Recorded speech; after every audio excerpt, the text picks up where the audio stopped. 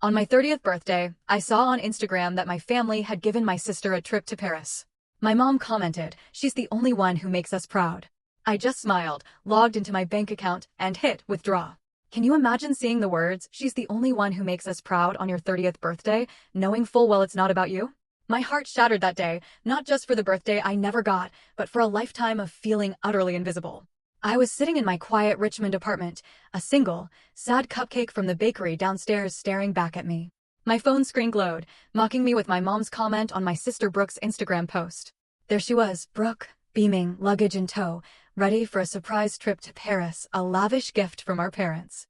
The post was overflowing with heart emojis, exclamation points, and a flood of congratulatory comments from everyone we knew.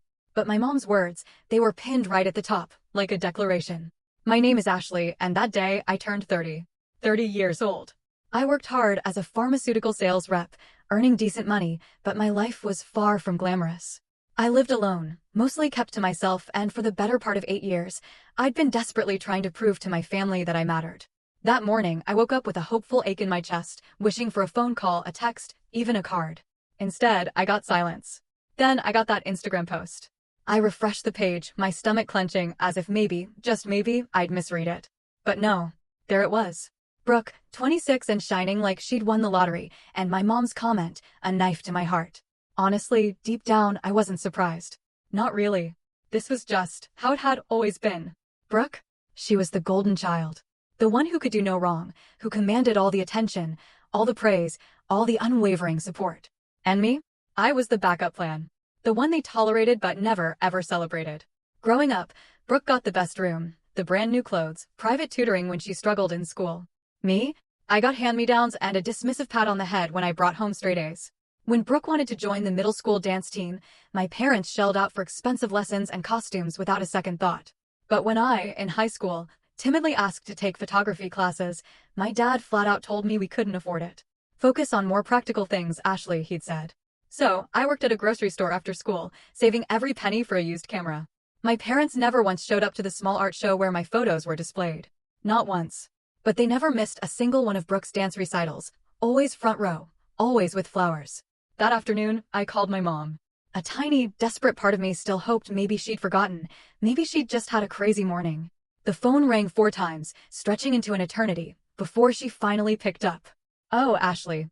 "Hi," she said, her voice distant, utterly distracted. "I'm at the airport with your sister. Can I call you back?" My voice was barely a whisper. "It's my birthday, Mom." There was a pause. I could hear the airport's frantic bustle in the background, announcements echoing like ghosts. "Oh, right. Happy birthday, honey. Listen, we're about to board. I'll call you later." "Okay." She hung up before I could even respond. I set the phone down, my hand shaking slightly, and just stared at that lonely cupcake. Then, a cold resolve settled over me. I opened my laptop and logged into the joint bank account I shared with my parents. The account I'd been contributing to for 6 long years. It started innocently enough, back when my dad had a health scare. He needed surgery, and the medical bills piled up fast. My parents didn't have great insurance, and they were drowning in debt. I just landed my first big sales job, and I desperately wanted to help. So, I set up automatic transfers, $500 a month, straight from my paycheck, into their account. It wasn't a fortune, but over the years, it truly added up. I figured it was the least I could do. They were my parents, after all. Except, they never mentioned it. Not once. They never thanked me, never acknowledged the help. And when I casually brought it up at Thanksgiving 2 years ago, my mom just waved it off. "Oh, that's sweet of you, Ashley. But we're fine. Really, we're fine." They were fine. And yet, here they were, dropping what I could only assume was several $1,000s on a spontaneous trip to Paris for Brooke. I did the quick math in my head. 6 years, $500 a month, that was $36,000. $36,000 I'd given them, thinking I was helping, thinking maybe, just maybe, it would finally mean something. I clicked through the account history, my stomach twisting tighter with every single entry. There were the usual expenses, groceries, utilities, car payments. But then I saw it. A $4,000 charge labeled travel agency. Another for $1,500, boutique shopping. And, just last month, a $10,000 deposit into Brooke's personal account, with the memo, gift. They'd been using my money. Not for bills. Not for emergencies. For Brooke. I sat back in my chair, my hands shaking uncontrollably now. I felt like the biggest idiot on earth. All those years, all that money, and they'd just been funneling it to my sister while I scraped by, living paycheck to paycheck, skipping vacations and new clothes because I wanted to make sure they were okay. I thought about all the times I'd said no to weekend trips with coworkers because I couldn't afford them. The time I'd eaten ramen for 2 weeks straight because my car needed repairs and I refused to touch my emergency fund. The countless sacrifices I'd made, all while my parents were treating Brooke like royalty with my own money. I looked at the cupcake again, then at the screen, and I made a decision. With a shaky finger, I clicked withdraw.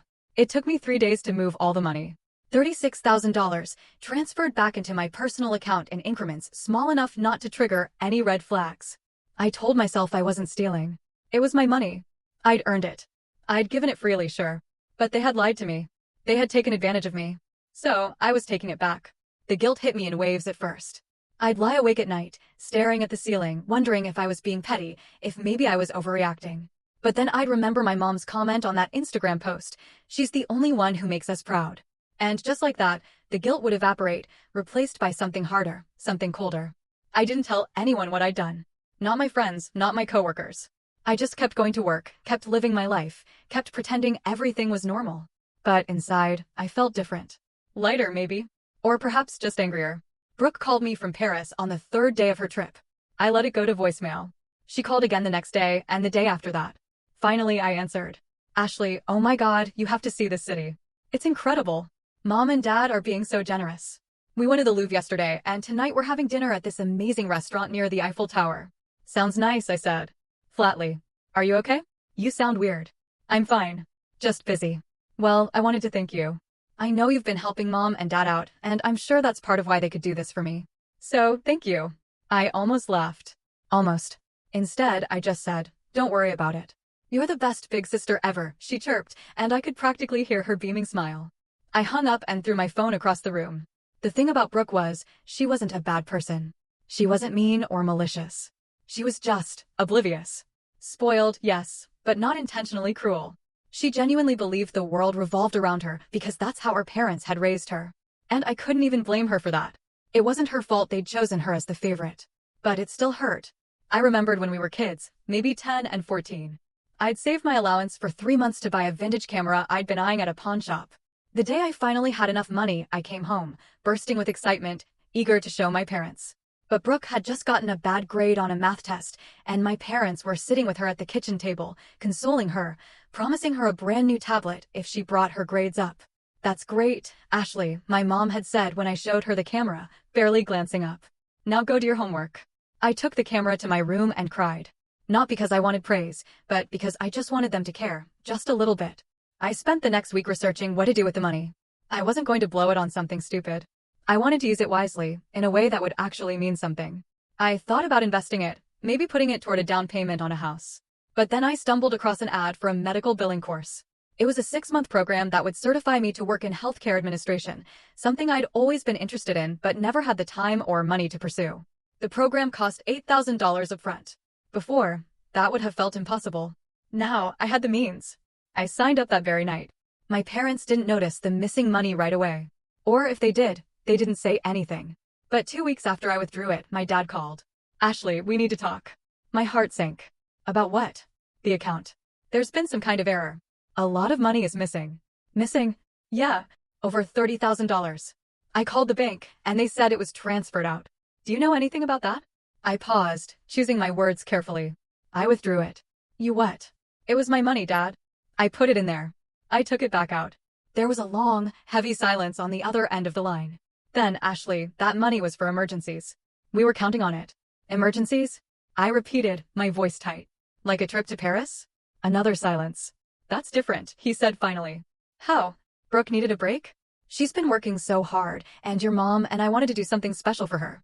My words came out sharper than I intended. "And what about me?"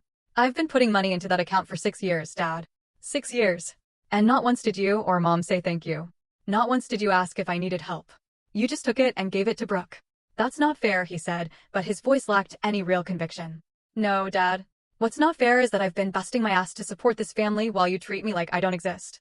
So yeah, I took my money back, and I'm not sorry." I hung up before he could respond. My hands were shaking again, but this time, it wasn't from guilt. It was from adrenaline. From finally standing up for myself.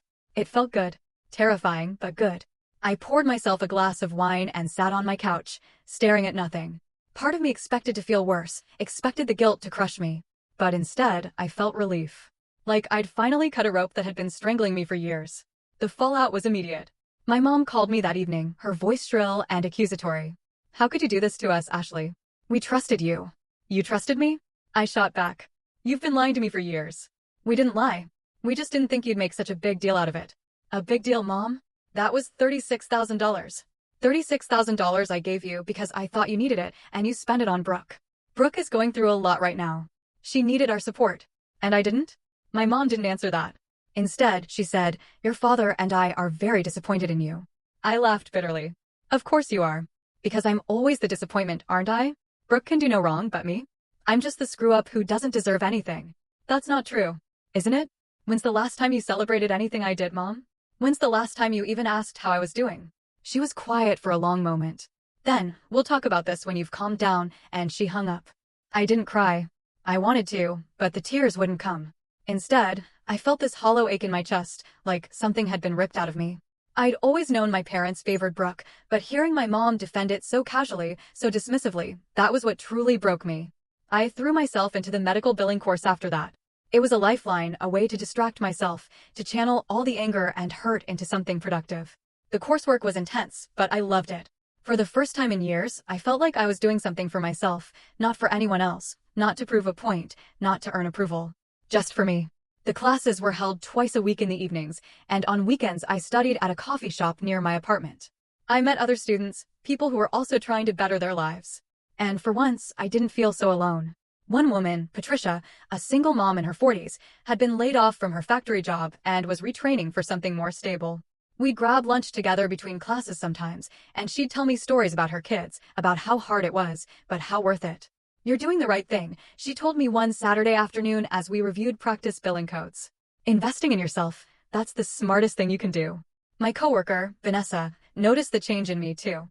We'd been friendly for a while, but she started inviting me out for coffee more often, asking how I was doing. I didn't tell her everything, but I told her enough about the money, about my family, about how invisible I'd always felt. "You did the right thing," she said one afternoon as we sat in a cafe near our office. "They were taking advantage of you." I keep telling myself that, I admitted, but part of me still feels guilty. "Why? Because you stood up for yourself?" "Because they're my parents and Brooke is my sister. I'm supposed to just forgive them, right?" Vanessa shook her head. "Forgiveness isn't the same as being a doormat, Ashley. You can love your family and still set boundaries." Her words stuck with me. I'd spent so long trying to earn my family's love that I'd forgotten I didn't have to. I could just walk away. But walking away was easier said than done. Brooke came back from Paris 3 weeks after my birthday and called me again. This time I answered. "Ashley, what the hell is going on? Mom and Dad are furious with you." "I'm sure they are. They said you took money out of their account." "Is that true?" "It was my money, Brooke. But they needed it." "No, they didn't. They used it to send you to Paris." She was quiet for a moment. "Then I didn't know that." "Of course you didn't. You never know anything, do you? You just get to coast through life while the rest of us pick up the pieces." "That's not fair," she said, her voice small. "Maybe not, but it's true." "Ashley, I'm sorry. I didn't realize." "It doesn't matter anymore," I interrupted. "Just enjoy your life, Brooke. That's what you're good at." I hung up and blocked her number. That night, I looked at myself in the mirror for a long time. I didn't recognize the person staring back at me. She looked harder, angrier, but also stronger. I thought about my mom's Instagram comment, "She's the only one who makes us proud." And I realized something profound. I didn't need them to be proud of me. I just needed to be proud of myself. And for the first time in my life, I truly was.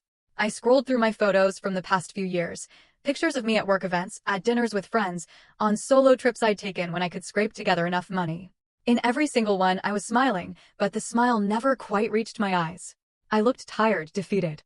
I took a selfie right then, standing in my bathroom in sweatpants with messy hair. And I smiled a real smile, because I'd finally done something for me. I posted it on my own Instagram with a simple caption, 30 and thriving. I didn't tag anyone. I didn't need to. This wasn't for them. It was for me. A month passed before my parents reached out again. I'd blocked Brooke's number, but my mom found another way to contact me, through email. The subject line read, "We need to talk about this situation." I almost deleted it without reading. Almost. But curiosity got the better of me, so I opened it. "Ashley, your father and I have been discussing your recent behavior, and we think you owe us an explanation." Taking that money was extremely selfish, especially when you knew we had plans. Brooke has been very upset by all of this, and frankly, so have we. We raised you better than this. We expect you to return the money immediately and apologize to your sister for ruining her trip experience. She's been crying every day since she found out what you did. Family is supposed to support each other, and you've let us all down. Please call us so we can resolve this like adults. Love, Mom. I read it 3 times. Each time, feeling my blood pressure rise a little higher. They expected me to apologize? They expected me to return the money? And somehow, in their twisted logic, I was the one who'd ruined Brooke's trip, a trip she'd already taken and enjoyed, a trip funded by my own hard-earned money. I typed out a response, my fingers flying across the keyboard. Mom, I don't owe you anything. Not an explanation, not an apology, and certainly not that money. I gave it to you in good faith, believing you needed it for medical bills and essential expenses. Instead, you used it to spoil Brooke while treating me like I didn't exist. I'm done being your backup bank account. I'm done being invisible. Don't contact me again unless you're ready to have an honest conversation about how you've treated me for the last 30 years. Ashley. I hit send before I could second-guess myself. The medical billing course was going well. I'd completed 2 months of the program and was excelling in all my classes. Patricia and I had become genuine friends, studying together most weekends and sharing stories about our lives. She was the first person I told about the full extent of what had happened with my family. They said what? She asked, her eyes wide with disbelief. We were sitting in the coffee shop, our textbooks spread across the table. They want me to apologize and return the money. Are they insane? Apparently. I took a sip of my coffee. My mom made it sound like I'd committed some terrible crime. Patricia shook her head. You know what I think? I think they're panicking. They got used to having that cushion of money, and now it's gone. They're trying to guilt you into giving it back. It's working a little, I admit it. I keep thinking about Brooke crying. Brooke's a grown woman. If she's crying, it's because she finally had to face reality. I wanted to believe that. I really did. But there was still a part of me that felt guilty. That part that had been trained since childhood to put everyone else first, to smooth things over, to make sure everyone was happy. Everyone except me. My phone buzzed. It was an unknown number, but I recognized the area code. Virginia. Against my better judgment, I answered. Hello. Ashley. It's Dad. I should have hung up. I should have blocked the number immediately. But something in his voice stopped me. What do you want? I want to talk. Really talk. Not argue, not fight. Just talk. I hesitated. I'm listening. Your mom's email was out of line. I told her that. But Ashley, you have to understand where we're coming from. The money, we had plans for it. Plans that didn't include me. He sighed. It's not that simple. Actually, Dad, it is. You took my money and gave it to Brooke. You let Mom post that comment on Instagram saying Brooke was the only one who made you proud. You forgot my birthday. It really is that simple. We didn't forget your birthday. Your mom was just distracted with getting Brooke to the airport. That's worse, Dad. That's so much worse. You chose to prioritize Brooke over me. Again. Like you always do. Brooke needs more support. She's not as stable as you are. There it was. The excuse I'd heard 1,000 times growing up. Asterisk Brooke needs more. Brooke's struggling. Brooke deserves special treatment. Asterisk and me? I was just supposed to be stable. Solid. The one who never needed anything. I'm not doing this anymore, I said quietly, a tremor in my voice. I'm not going to keep setting myself on fire to keep everyone else warm. Ashley, no, Dad. I'm done. I took my money back and I'm using it to better my life. If you can't be happy for me, then we don't have anything else to talk about.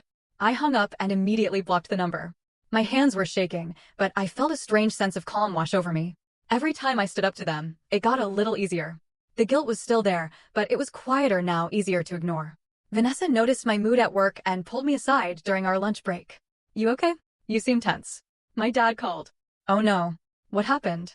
I told her about the conversation, about his excuse that Brooke needed more support, about how I'd finally, completely, had enough. Vanessa listened without interrupting, then said, You know what I think? I think you're grieving. Grieving? Yeah. You're grieving the family you thought you had, or the family you wanted to have. And that's okay. It's normal. But you can't let that grief pull you back into their dysfunction. She was right. I was grieving. I was mourning the relationship I'd never have with my parents, the sisterhood Brooke and I would never share. But more than that, I was grieving the version of myself who'd spent so many years trying to earn love that should have been freely given. That weekend, I was studying at the coffee shop when my phone buzzed with a text from another unknown number. This time, it was Brooke. Ashley, please talk to me. I got a new phone. I didn't know about the money. I didn't know they were using yours. I'm so sorry. Can we please talk? I stared at the message for a long time. Part of me wanted to respond, to hear what she had to say. But another part of me, the stronger part, knew it wouldn't change anything. I typed back, "Brooke, I need space. I'm not ready to talk yet. Maybe someday, but not now." She responded immediately. "I understand. I'm here when you're ready. I love you." I didn't reply. 3 months into my medical billing course, something unexpected happened.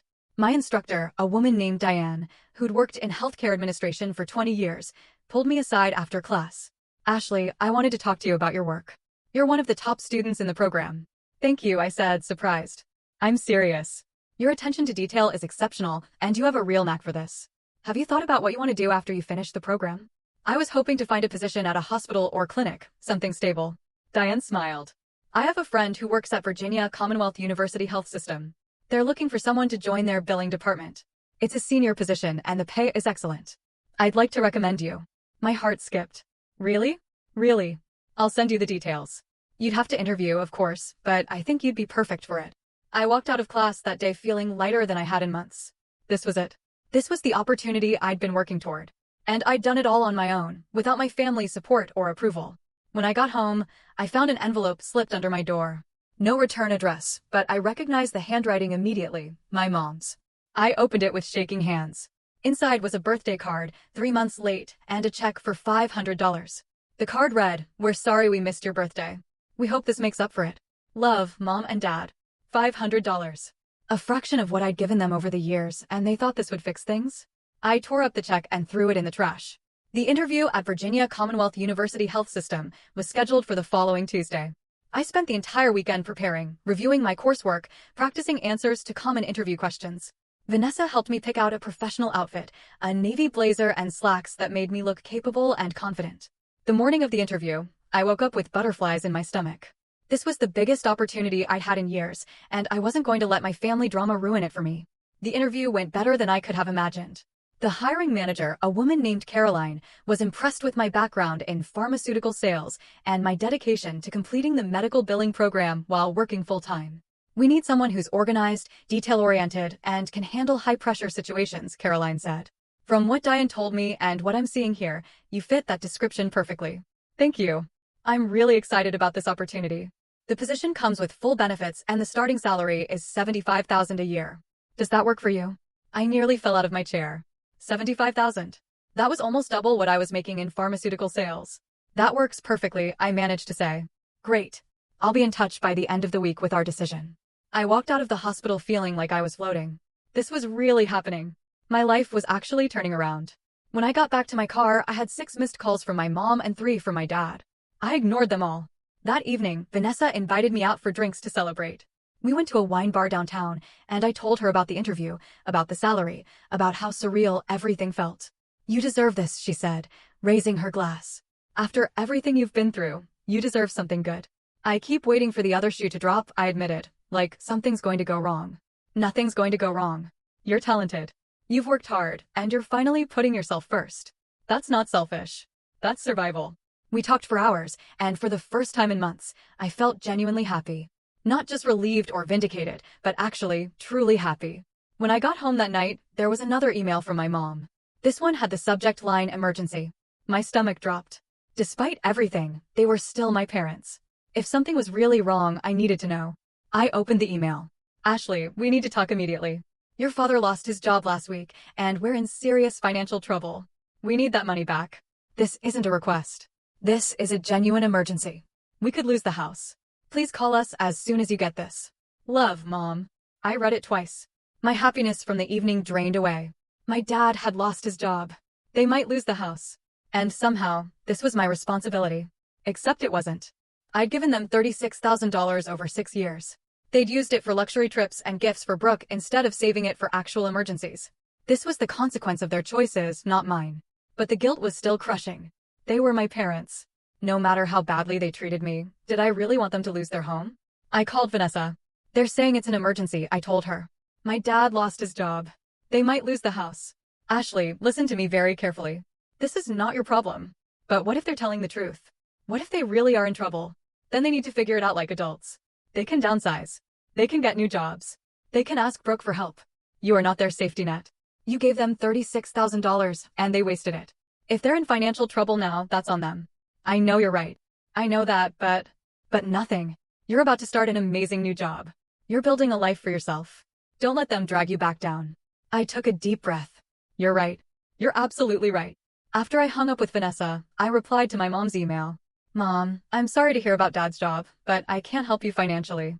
I gave you $36,000 over the years, and you chose to spend it on things that weren't emergencies. I have my own life to worry about now.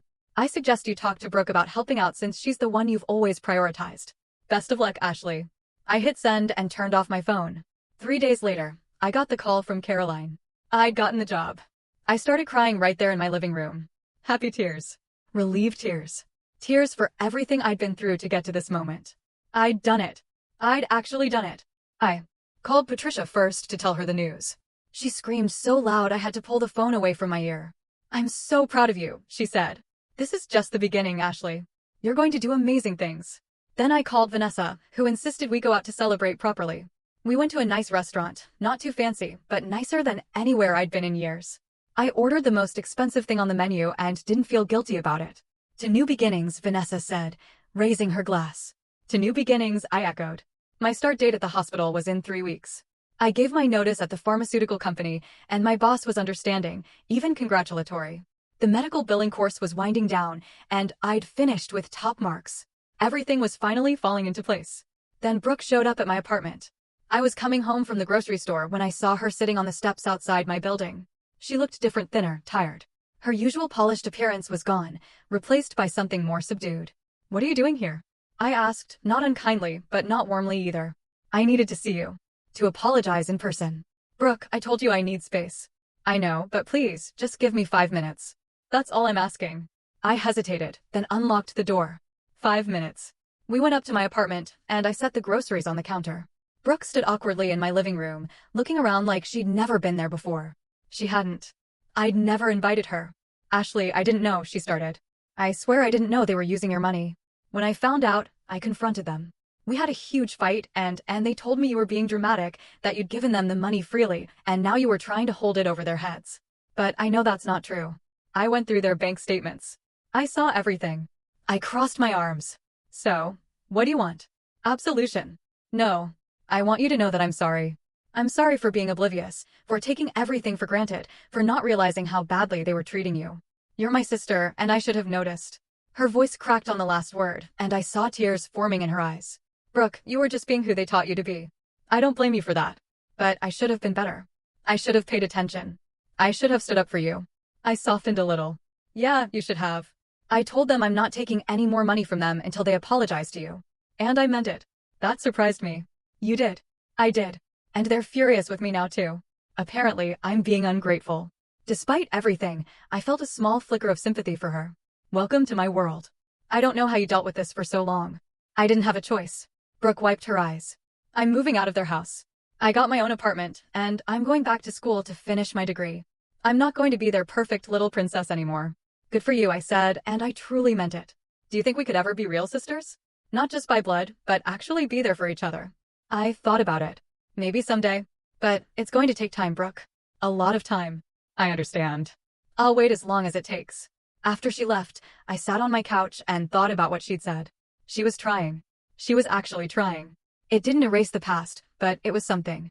My phone buzzed with another email from my mom. I almost didn't open it, but something made me click. Ashley, I don't know what you said to Brooke, but she's refusing to help us. You've turned her against us. You're tearing this family apart. I hope you're happy. Love, Mom.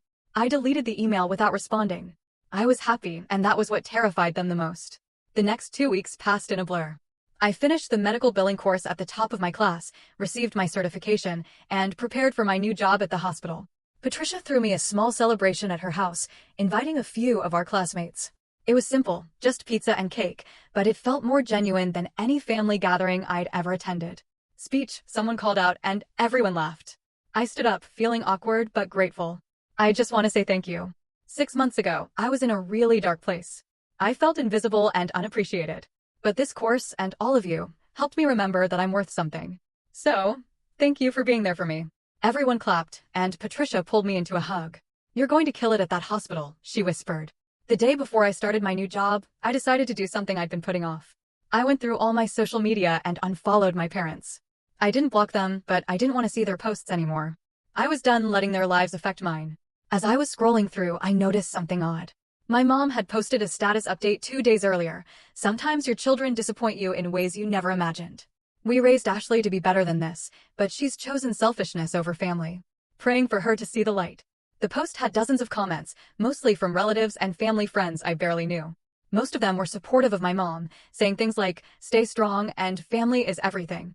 But there were a few that stood out. My Aunt Linda, my dad's sister, had commented, "Maybe it's time to look at your own actions instead of blaming Ashley. I've watched you treat that girl like garbage for years. She deserves better." And my cousin Jake had written, "Ashley's been supporting you guys financially for years, and you never even thanked her. Maybe she got tired of being taken for granted." I felt a rush of vindication. So other people had noticed. Other people knew the truth. I screenshotted the post and the comments, then saved them to a folder on my computer. Insurance, in case I ever needed proof. My first day at Virginia Commonwealth University Health System was nerve-wracking but exhilarating. Caroline showed me around, introduced me to the team, and gave me a thorough overview of my responsibilities. The department was busy but organized, and everyone seemed genuinely welcoming. "You'll do great," Caroline said as she left me at my new desk. "If you need anything, just ask." I spent the first week learning the systems, getting familiar with the processes, and meeting with different departments to understand how everything connected. It was a lot to absorb, but I loved every minute of it. This was real. This was mine, and nobody could take it away from me.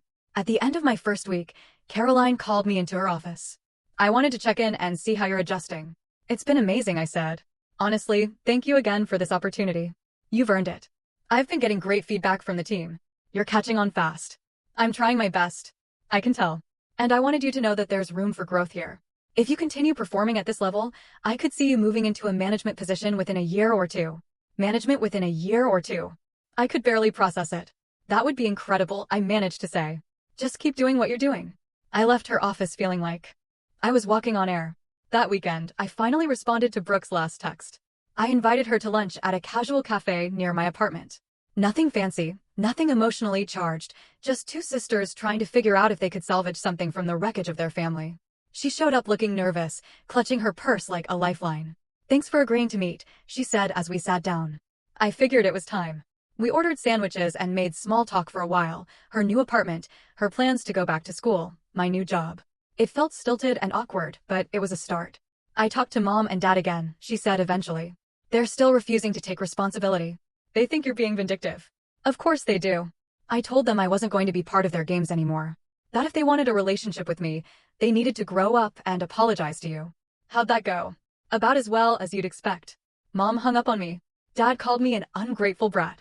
I felt a pang of sympathy for her. "I'm sorry. Don't be. You were right about everything. I was so blind, Ashley. I took everything for granted. And I let them turn me into this spoiled, oblivious person. I don't want to be that anymore. Change takes time. I know. But I'm willing to put in the work. If you'll let me." I looked at her, really looked at her, and saw something I hadn't seen before. Sincerity. Remorse. A genuine desire to be better. "Okay," I said finally, "but we're starting from scratch. No expectations, no pressure. Just two people trying to be sisters. I can live with that." We finished lunch and parted ways with an awkward but genuine hug. It wasn't forgiveness, not yet. But it was a beginning. That night, I got a notification on my phone. My mom had tagged me in a Facebook post. Against my better judgment, I clicked on it. The post was a long, rambling message about family values, respect, and how children owe their parents everything. And at the end, she'd written, "Ashley, if you're reading this, know that your father and I are heartbroken by your actions. We're praying you'll come back to us before it's too late." The comments were a mix of support for my parents and questions about what had happened. Some relatives were asking me directly what was going on. I could have ignored it. I probably should have ignored it. But something inside me snapped. I commented on the post, "Mom, I gave you $36,000 over 6 years to help with medical bills and expenses. You used it to fund luxury trips and gifts for Brooke while ignoring me completely. You forgot my birthday. Publicly stated that Brooke was the only child who made you proud. And now you're trying to guilt me into giving you more money. I'm done being your ATM. If you want a relationship with me, start by apologizing and taking responsibility for your actions." I hit post before I could second guess myself. Within minutes, the comments started pouring in. Some relatives were shocked, others were supportive. My Aunt Linda commented, "Finally, someone said it." And my mom responded with, "This is a private family matter. How dare you air our business publicly?" I replied, "You made it public when you tagged me. I'm just telling my side of the story." Then I logged off and blocked both my parents on all social media. My hands were shaking, but I felt lighter than I had in years. I'd finally told the truth. I'd finally stood up for myself in a way that couldn't be ignored or dismissed, and I was done apologizing for it. The Facebook post exploded overnight. By the time I woke up the next morning, there were over 200 comments and countless shares. My phone was flooded with messages from relatives I hadn't spoken to in years. Some supportive, others demanding explanations. My Aunt Linda called me at 7 o'clock in the morning. "Ashley, honey, are you okay?" "I'm fine. Better than fine, actually. I just saw what you posted." I had no idea it was that bad. Most people didn't. They were good at hiding it. "Well, the truth is out now. Your Uncle Tom and I have been talking, and we want you to know we're on your side. What your parents did was inexcusable." "Thank you. That means a lot. And between you and me, your mother is losing her mind. She's been calling everyone in the family trying to get them to side with her. It's not going well for her." I felt a small surge of satisfaction. Good. After I hung up with Linda, I checked my email. There were 3 messages from my mom, each more desperate than the last. The first was angry, accusing me of betrayal and slander. The second was manipulative, talking about how hurt she and my dad were. The third was almost pleading, asking me to delete the post and call her. I deleted all 3 without responding. At work that Monday, I threw myself into my new role. The hospital billing department was complex and demanding, but I loved the challenge. Caroline had given me several high-priority accounts to manage, and I was determined to prove I belonged there. During lunch, Vanessa called. "So, I saw your Facebook post. You and everyone else. Are you okay?" That took guts. I'm tired of hiding their dysfunction. If they wanted privacy, they shouldn't have aired their grievances publicly first. Fair point. How are they taking it? Not well, from what I hear. But that's not my problem anymore. Good for you. Seriously, I'm proud of you. That afternoon, I got a call from an unknown number. I almost didn't answer, but something told me I should. "Hello. Ashley. It's your dad." I tensed. "How did you get this number?"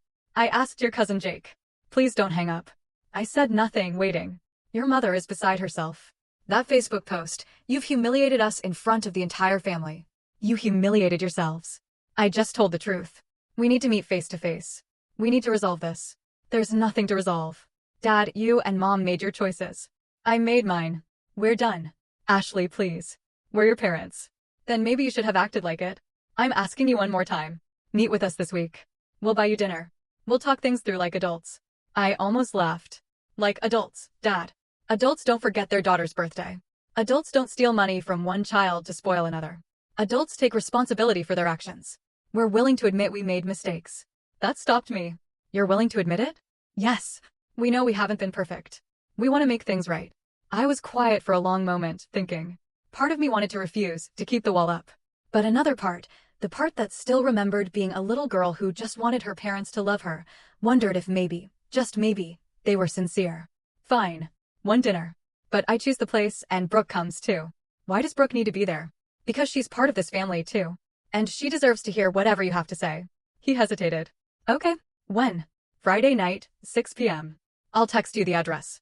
After I hung up, I immediately called Brooke. "They want to meet," I told her. "All of us. Friday night." "What did you say?" "I said yes, but I need you there as backup." "Of course I'll be there." "And Brooke, don't tell them what we've talked about. I want to see if they're actually going to be honest, or if this is just another manipulation." "Got it." I spent the next few days preparing for the dinner. I made a list of everything I wanted to say. Every grievance I'd buried over the years. I wasn't going to yell or cry. I was going to be calm, clear, and firm. They were going to hear me, whether they liked it or not. Friday came faster than I expected. I chose a quiet restaurant in downtown Richmond, public enough that they couldn't make a scene, but private enough for a serious conversation. I arrived early and took a table in the back corner. Brooke showed up 15 minutes before our parents, looking nervous. "You okay?" she asked. "I will be." At exactly 6 p.m., my parents walked in. My mom looked older than I remembered, her face tight with stress. My dad had lost weight, his shoulders hunched like he was carrying something heavy. They sat down across from us, and for a moment, nobody spoke. Finally, my dad cleared his throat. "Thank you for agreeing to meet." "Let's just get to it," I said, cutting straight to the chase. "You wanted to talk, so talk." My mom folded her hands on the table. "Ashley, we owe you an apology." I waited. "We've been thinking a lot about what you said, about the money, and how we've treated you. And you're right. We haven't been fair to you." "Go on." "We've always worried about Brooke more because she struggled with things you seemed to handle easily. You were always so independent, so capable. We thought you didn't need us as much, so We just stopped trying. We didn't stop trying. We just prioritized differently? You forgot my birthday, Mom. You commented on Instagram that Brooke was the only one who made you proud. How is that prioritizing differently? She looked down. That comment was a mistake. I was just excited for your sister. A mistake you left up for everyone to see. My dad jumped in. We're here because we want to fix this. We want our family back. You want your ATM back, I corrected. Let's be honest about what this is really about. That's not fair, my mom said. Isn't it? Dad lost his job. You're in financial trouble and suddenly you want to reconcile. The timing is pretty convenient. Brooke spoke up for the first time. She's right. You didn't care about fixing things until you needed money. My mom turned to her, shocked. Brooke, you know that's not true. Actually, I don't. Ashley's been telling the truth about everything. I went through the bank statements. I saw where all her money went. And I've been thinking about how differently you treated us growing up. She's not making this up. We gave you both everything we could, my dad insisted. No, I said firmly. You gave Brooke everything. You gave me leftovers and criticism. The table fell silent. Finally, my mom's facade cracked. What do you want from us, Ashley? You want us to grovel, to beg? We're here. We're apologizing. What more do you want? I want you to mean it. We do mean it. Then prove it. Tell me one thing you're proud of me for. One accomplishment you celebrated. One time you put my needs first. She opened her mouth, then closed it. She couldn't think of anything. The realization hit me like a punch to the gut. They really couldn't think of a single thing. That's what I thought, I said quietly. My dad leaned forward, his voice strained. Ashley, you're being unreasonable. We're trying here. No, you're trying to manipulate me into feeling guilty, so I'll give you more money. There's a difference. That's not what this is about, my mom protested. Then what is it about? Because from where I'm sitting, this looks like a last-ditch effort to get back into my good graces so you can use me again. Brooke reached over and squeezed my hand under the table. The gesture gave me strength. Let me make something very clear, I continued. I'm not giving you any more money. Not now. Not ever. I spent 6 years supporting you, and you used me. That's done.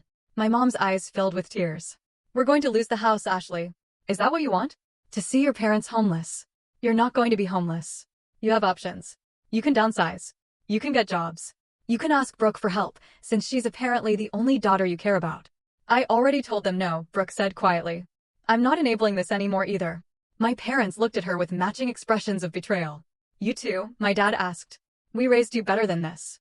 No, you raised me to be selfish and entitled. Ashley's helping me see that. My mom pushed back from the table, her voice rising. This is ridiculous. We've apologized. We've admitted we made mistakes. What more do you want? I want you to understand why what you did was wrong. I want you to acknowledge that you hurt me, not just say sorry because you think it's what I want to hear. Fine. You want specifics? We're sorry we forgot your birthday. We're sorry we didn't celebrate your achievements. We're sorry we used your money. Is that what you wanted to hear? Say it like you mean it. My mom's face hardened. I've said all I'm going to say. If that's not good enough for you, then I guess we're done here. She stood up, grabbing her purse. My dad looked between us, conflicted. Are you coming? She asked him. He stood slowly. Ashley, I hope you reconsider. Family is important. Family is important, I agreed. That's why I'm not letting you abuse me anymore. They left without another word. Brooke and I sat there in silence for a moment. Well, that went about as well as expected, she finally said. Yeah. Are you okay? I am, actually. I gave them a chance. They blew it. That's on them. We ordered dinner and spent the next hour talking about everything except our parents. Brooke told me about her new apartment, about the classes she was planning to take. I told her about work, about my plans for the future. For the first time in our lives, we were just two sisters having dinner. No competition, no favoritism, no drama. Just us. When we left the restaurant, Brooke hugged me tight. Thank you for giving me another chance, she said. Thank you for showing up. Over the next few weeks, things settled into a new normal. I excelled at my job, impressing Caroline and the rest of the team with my work ethic and attention to detail. The hospital environment suited me, and I found genuine satisfaction in knowing my work helped people, even if indirectly. My parents tried reaching out a few more times. Emails, voicemails, even a letter sent to my apartment. Each message was the same, apologetic on the surface, but manipulative underneath, always circling back to their financial problems and how I could help. I ignored them all. The family drama on Facebook eventually died down, but not before several relatives reached out privately to tell me they'd suspected something was wrong for years. My Aunt Linda became a regular presence in my life, inviting me to family dinners and holidays. She'd always been kind to me, but now she was actively supportive, going out of her way to include me. Your mother is furious with me, she told me one Sunday afternoon over coffee. She thinks I'm turning the family against her. Are you? Nope. She did that all by herself. I'm just refusing to pretend everything is fine. 3 months after the disastrous dinner, Caroline called me into her office again. I have some news, she said, smiling. We're creating a new position, Assistant Director of Medical Billing. I'd like to offer it to you. My jaw dropped. Already? You've proven yourself, Ashley. You're organized, efficient, and the team respects you. The position comes with a significant raise and more responsibilities. What do you say? Yes. Absolutely. Yes. Great. We'll make it official next week. I left her office in a daze. Assistant Director. 6 months ago, I'd been crying over a birthday cupcake, feeling worthless and invisible. Now, I was being promoted to a leadership position at a major hospital. I called Vanessa immediately to tell her the news. Are you kidding me? That's amazing. I can't believe it's happening. I can. You've worked incredibly hard. You deserve this. That weekend, Patricia threw me an impromptu celebration at her house. It was small, just her kids, Vanessa, and Brooke, but it meant everything to me. These people had seen me at my lowest and supported me as I rebuilt my life. To Ashley, Patricia said, raising her glass of soda. The strongest person I know. Everyone echoed the toast, and I felt tears prick my eyes. Thank you, I said, all of you, for believing in me when I didn't believe in myself. Later that night, as I was driving home, my phone rang. It was my dad. I almost didn't answer, but something made me pick up. Hello. Ashley. It's Dad. Please don't hang up. What do you want? I wanted to tell you that I got a new job. It doesn't pay as much as the old one, but it's something. And your mom is working part-time at a retail store. Good for you. We're going to be okay. We're figuring it out. I waited for the ask, for the manipulation. But it didn't come. I also wanted to say I'm sorry. Really sorry. Not because I want something from you, but because you deserve to hear it. We were wrong. We treated you terribly. And there's no excuse for that. I pulled over, my hands shaking. Your mother isn't ready to admit it yet, but I am. You were right about everything. We took you for granted. We played favorites. We used you. And I'm sorry. Tears streamed down my face. This was what I'd wanted to hear for 30 years. Thank you, I managed to say. I don't expect you to forgive me. I don't even expect you to want a relationship with me. I just needed you to know that I see what we did, and I'm ashamed of it. We talked for another 20 minutes. He didn't ask for money, didn't try to guilt me into anything. He just talked, and I listened. And for the first time in my life, I felt like my dad actually saw me. When we hung up, I sat in my car for a long time, processing. It wasn't forgiveness. Not yet. But it was a start. The following months brought changes I never could have imagined. My new role as assistant director kept me busy, but fulfilled. I implemented new systems that streamlined the billing process, saving the hospital thousands of dollars and improving patient satisfaction. Caroline praised my work in department meetings, and other directors started seeking my input on their own processes. Brooke and I grew closer, meeting for dinner once a week and texting regularly. She'd enrolled in community college and was working toward a business degree. She'd also started seeing a therapist to work through the family dynamics that had shaped her. My therapist says I was conditioned to see myself as superior, she told me one evening, and that recognizing that is the first step to changing. How's that going? It's hard. Really hard. I keep catching myself expecting special treatment, and then I have to remind myself that's not normal. The fact that you're trying means something. My relationship with my dad slowly improved. We talked on the phone every few weeks. Brief conversations where he'd update me on his job and ask about mine. My mom still hadn't apologized, and I'd accepted that she probably never would. Some people just aren't capable of that kind of self-reflection. 6 months into my new position, I attended a healthcare administration conference in Washington, where I networked with professionals from across the country. During a session on billing innovations, I met a woman named Grace, who ran a consulting firm that helped hospitals optimize their billing departments. You have some really interesting ideas, she said after my presentation. Have you ever thought about consulting? Not really. I'm happy where I am. Well, if you ever change your mind, here's my card. We're always looking for talented people. I pocketed the card, not thinking much of it at the time. That Christmas, I spent the holiday with Aunt Linda's family. It was the first Christmas in years where I felt genuinely welcomed and valued. Brooke came too, and we exchanged gifts, laughed, and ate too much food. My parents called on Christmas morning. My dad wished me a Merry Christmas, and I could hear my mom in the background, though she didn't get on the phone.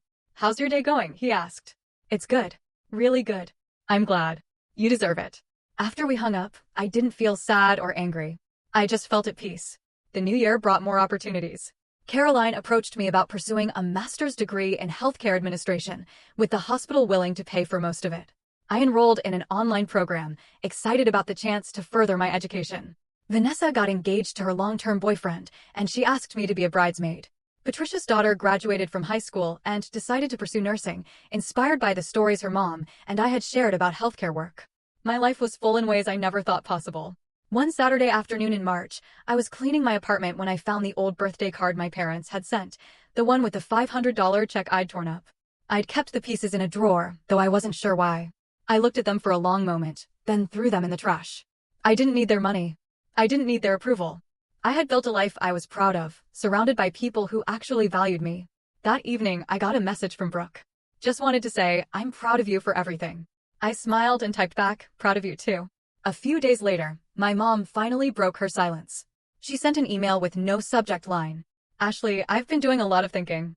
Your father tells me you're doing well, and I'm glad. I'm not good at apologies, and I don't know if I ever will be, but I want you to know that I do see you now. I see what we did, how we hurt you. I don't expect you to forgive me. I just wanted you to know that I'm trying to be better. Maybe one day we can talk. Love, Mom. It wasn't the groveling apology I'd once fantasized about. It wasn't even a particularly good apology. But it was something. I wrote back, thank you for saying that. I'm not ready to have a relationship yet, but maybe someday. I hope you and Dad are doing okay. She responded, we are, and I hope you are too. That was enough for now. As spring turned to summer, my life continued to flourish. The hospital promoted me again, this time to Director of Revenue Operations, overseeing multiple departments. My salary had nearly tripled from what I'd been making in pharmaceutical sales, and I'd started looking at houses to buy. My parents struggled for a while after my dad's job loss, eventually selling their large house and moving into a smaller condo. They both worked now, living within their means for the first time in years. According to Brooke, they talked about me sometimes, expressing regret for how they'd treated me, though my mom still struggled to say it directly to me. Brooke graduated from community college with honors and transferred to a 4-year university. She'd found her own path, independent of our parents' expectations, and I was genuinely proud of her. The family members who'd sided with my parents quietly reached out over time, some apologizing, others just trying to rebuild bridges. I was selective about who I let back in, choosing relationships that felt authentic rather than obligatory. Aunt Linda remained a constant presence, and through her, I connected with other relatives who'd always been kind but distant. I discovered cousins who'd had similar experiences with family favoritism, and we bonded over shared stories. One year after that fateful birthday, I celebrated turning 31 with a party at my new townhouse. Vanessa, Patricia, Brooke, Aunt Linda, and several colleagues from the hospital came. We ate good food, drank wine, and I felt genuinely celebrated for the first time in my life. As everyone sang happy birthday, I looked around at these people who'd become my chosen family, and I felt overwhelmed with gratitude. Not for the struggle I'd endured, but for the strength I'd found within myself to fight back. My parents never regained their financial stability to the level they'd enjoyed before. My dad's new job paid considerably less, and my mom's retail position was part-time with no benefits. They lived modestly, something they'd never had to do when they had access to my money. The lavish trips and expensive gifts for Brooke became impossible. And according to my sister, they'd had to learn to budget for the first time in decades. Brooke told me our mom complained constantly about having to clip coupons and shop sales, though she never acknowledged that she'd once had a comfortable cushion thanks to my contributions. My dad seemed to have genuinely changed, accepting responsibility for their situation. But my mom continued to make subtle comments to relatives about how difficult things were, always with an undertone suggesting I could have prevented their struggles if I'd just been less selfish. The extended family, however, saw through the manipulation now, and most had stopped enabling her narrative. Looking back at everything that happened, I realized that withdrawing that money wasn't revenge. It was self-preservation. I'd spent so many years trying to earn love that should have been freely given, trying to prove my worth to people who'd already decided I wasn't enough. Taking back what was mine wasn't about hurting them. It was about finally choosing myself. And in doing so, I discovered something more valuable than any amount of money could buy, the unshakable knowledge that I was enough. That I'd always been enough. And that I didn't need anyone's approval to prove it. Sometimes, the best revenge isn't revenge at all. It's simply living well and refusing to let anyone dim your light ever again. What do you think? Have you ever had to choose yourself, even when it meant walking away from family? I'd really love to hear your stories in the comments below.